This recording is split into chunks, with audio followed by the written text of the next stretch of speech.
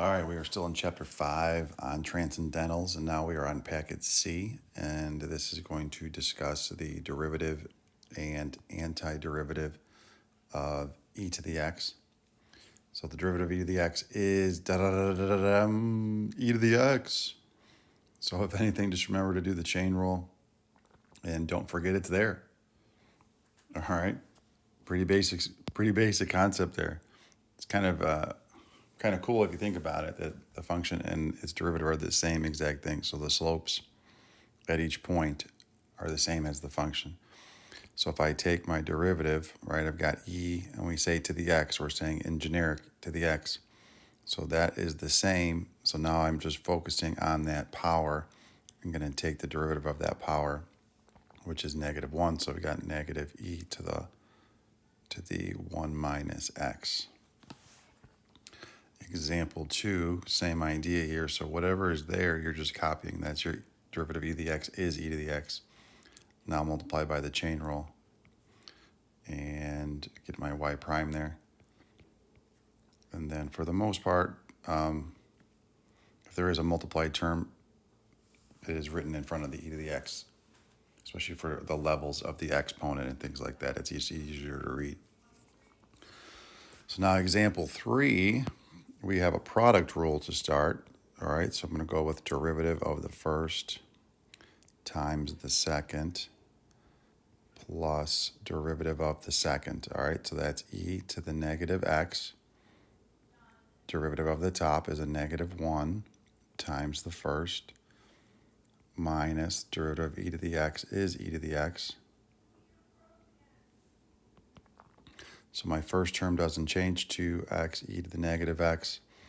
Then we can go with a minus e to the negative x. I guess I still have that x squared there, so let's see if I can get that in front. And then I've got a minus e to the positive x. And that's as good as we can make it. And that's okay.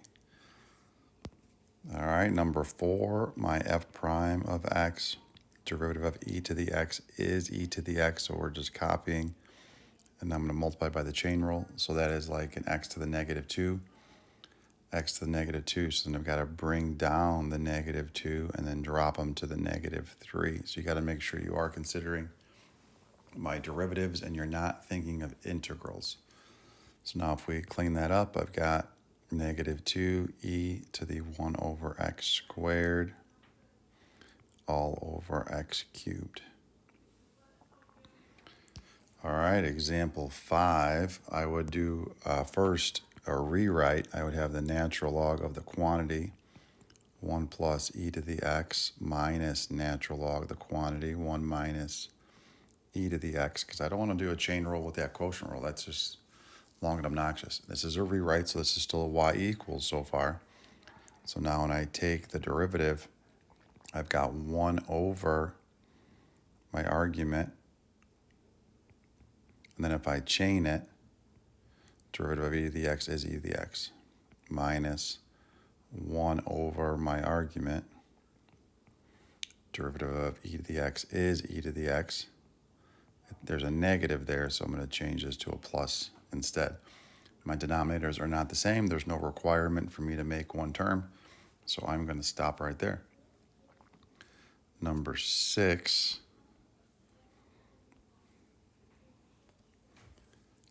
I've got I was going to say product rule, but I don't, right? Because that's just a number. E cubed is just a number. So number is like a constant, comes along for the right. So then I've got e cubed, derivative of natural log of x is 1 over x. All right, so that wasn't really any problem. It was just an old problem thrown in. All right, number 7, old problem, implicit differentiation. So you got to solve for dy dx, but it's not a y equals. In my exponent, I see I've got a product rule. So if I take the derivative of the first term, derivative of e to the x is e to the x, multiply that by the derivative of the exponent.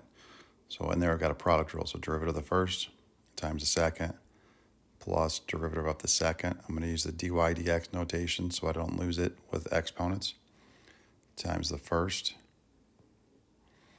All right, plus derivative of x squared minus derivative of y squared is equal derivative of 10. Make sure you do not copy down a 10 there. Common mistake. Still a mistake, still wrong. All right, so I'm looking for my dy dx terms. So if I distributed this out, this would be a dy dx term. So I know I'd have my dy dx, and then I would have x minus 2y is equal to, I'm going to subtract 2x to the other side, and then I'm going to subtract y e to the x to the other side. And then to solve for dy dx, I would be dividing by this quantity. So then my dy dx is equal to, in the numerator, every term has a negative there, so it's hard to predict how they're going to write that out.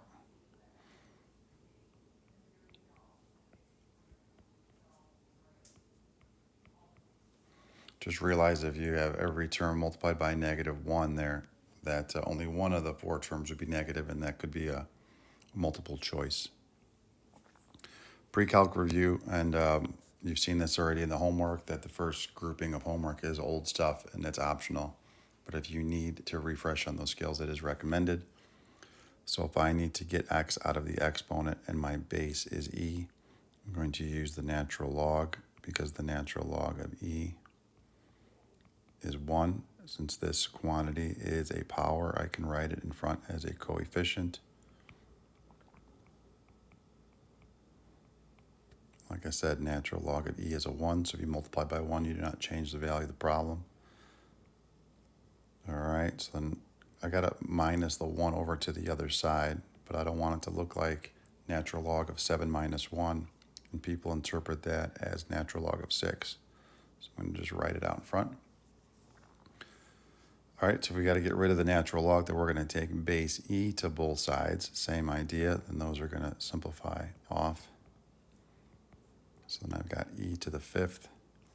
So then I would have e to the 5th. I'd be adding 3 and then dividing both sides by 2. Just some old skills on how to rewrite. And sometimes the rewrite just makes your derivative easier. All right, so now we're on our antiderivative. So I know the derivative of e to the x is e to the x. I'm looking for the same thing. You're going to have your u substitution in here a lot, or your derivative built in. So just look for that ahead of time. All right. So if I let u equal this power, then my du is going to be negative 4x cubed dx, which is what I have, which means I really have e to the u du. And I know that the antiderivative of e to the u is e to the u plus c. Now I'm going to back substitute, and then we're good. Everything is going to have some sort of u substitution or that chain rule. Otherwise, it's not really a hard question, since the derivative is the same thing. All right, so if I let u equal, again, you want to use your denominator if you're unsure. So then the derivative of e to the x is e to the x, chain it.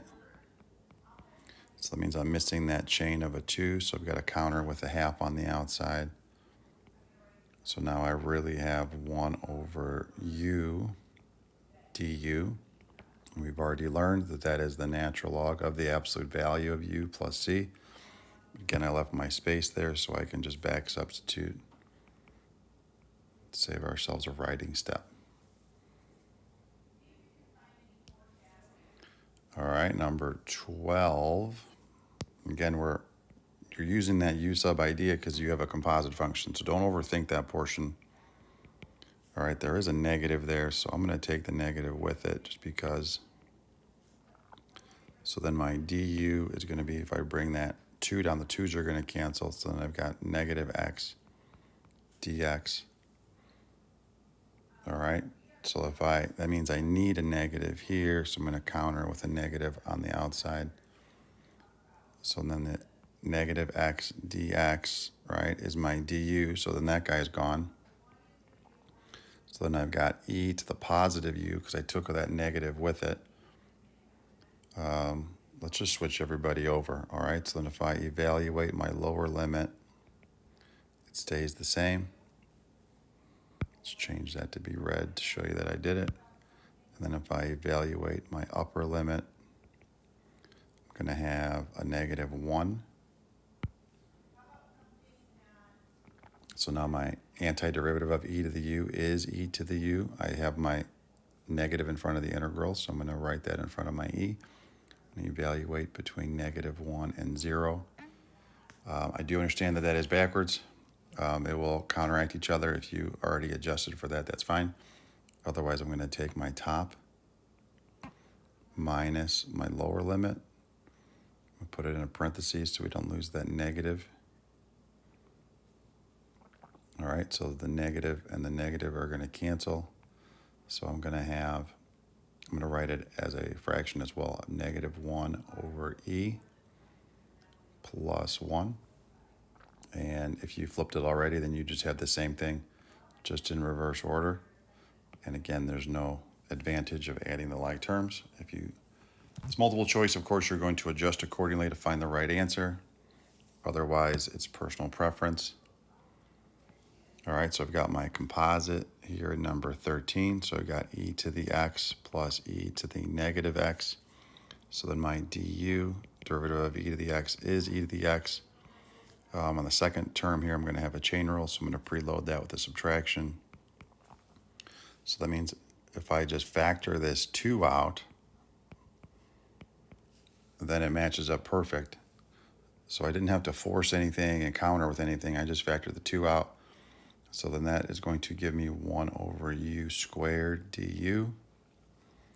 1 over u squared is like a power rule, so that's the -2 power, and we are doing integrals, not derivatives.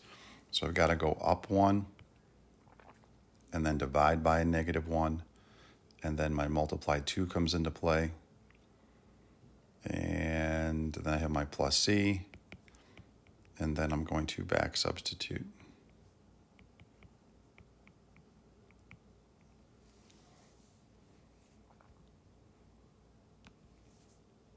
All right, 14. 14, I think I would just split everybody. I would just write it as 3 terms. So e to the 2x over e squared plus 2 e to the x over e to the x plus 1 over e to the x, all dx. Okay, so if I've got e to the 2x, if you have the same base, you'd be adding your exponents. So that's just a 2x. Derivative of e to the x is e to the x. So I can simplify there. That's going to give me a 2. This is really e to the negative x if you want to think of it that way. So in terms of our powers, right, just like if we had x to the 4th over x to the 3rd, right, visually you think of top and bottom, but I could say that this is equal to x to the 4th and then bring that x to the 3rd to the numerator and it'd be a negative power. And then together I can make that a 1. So if I have e to the 2x and then I bring up e to the x, that makes it a negative, right? Same base as you add your powers. So then I'm going to have just an e to the x. Sometimes with the 2x or the x squared, some people get a little mixed up. So I wanted to just take a second there to write that down for you. All right, so then the antiderivative of e to the x is e to the x. The antiderivative of 2 is 2x. Okay, so now this is where I know the antiderivative is the same thing, but then what happens with the negative there? So we could do a little u substitution. I forgot my dx there. Or you can just slow down and consider what you have here. So if I took the derivative of this negative e to the negative x, the derivative of e to the x is e to the x, so that stays the same. With my chain rule, I have to multiply by -1, And there is no negative sign there, so I would need a negative here to counteract it. So I feel pretty good with my results here. This is an indefinite integral, so I'm going to add my plus c, and I do not see any like terms, so I'm feeling pretty good with number 14. All right, 15 is our last one. Okay, so again, you're looking for your composite function. So I'm going to say, so again, we could make this really complicated and take a u sub for the 2x and then 1 for the tangent. Let's just, in our heads, consider that that's what we have, all right? So I understand I should have a chain rule here, so then here, let's think of it this way. So if I'm going to do u equals 2x, then my du is 2 dx. So then I really have my u over here. So then if I have a v substitution, then the derivative of tangent is secant squared u du. All right, so then my 2x is really my u. So when I say secant of u, it's really there. My tangent of u is really there. The only part that I do not have is this doubling effect. All right, so that means I would have to be forcing a 2 in here for this to work and then countering with a half for us to switch over. All right, so that tells me that I'm going to need my half on the outside.